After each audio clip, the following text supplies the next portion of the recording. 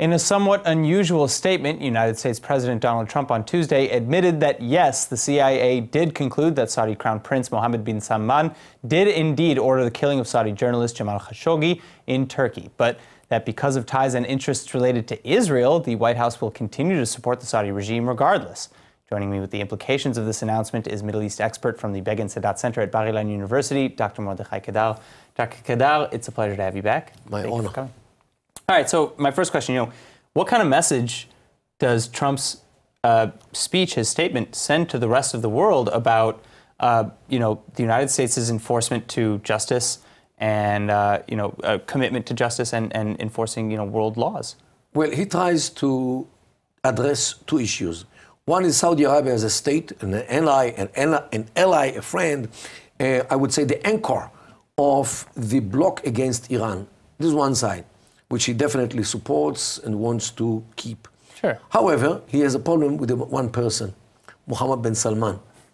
And this is what makes the whole thing a little bit shaky, because the world definitely doesn't want to be in the same frame with Mohammed bin Salman, but his bigger problem is domestically, from his own family.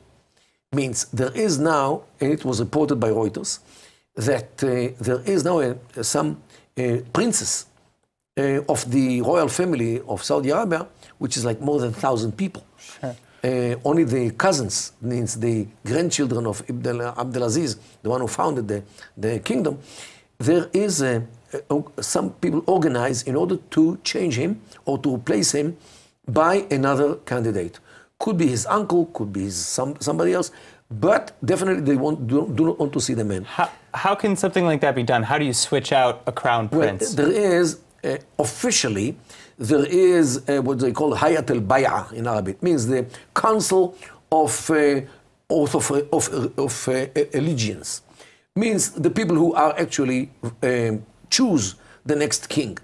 Yet, the current king has much to say about this. So if he wants his son to replace him, he will refer to this council in order to be a stamp for his decision. However, now there is a new wave of resentment within the royal family in order to change the man. Not only because of what happened with the Khashoggi, but because of what happened last November, last year, when Mohammed bin Salman caught some dozens of his cousins, older people, much more experienced, in the Ritz-Carlton, and he humiliated them by keeping them in the Ritz-Carlton, which is a 1,000-star hotel, kept them in the lobby, sleeping on the floor.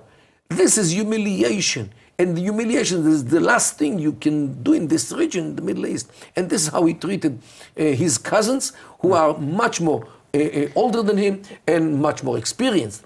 And they did not forget and did not forgive. So if you combine the two things together, what he did to his cousins and what he did now to Khashoggi, the man, in my view, is finished.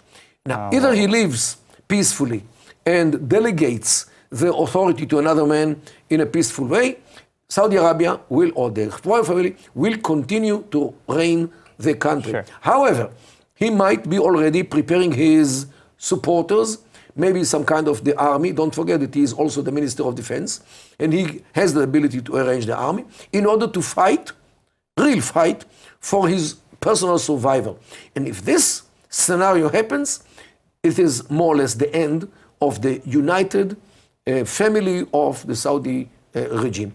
And this might be totally devastating for the Middle East, because if Saudi Arabia shatters to pieces, they're a rock in the Middle East. This is the anchor of the coalition against Iran.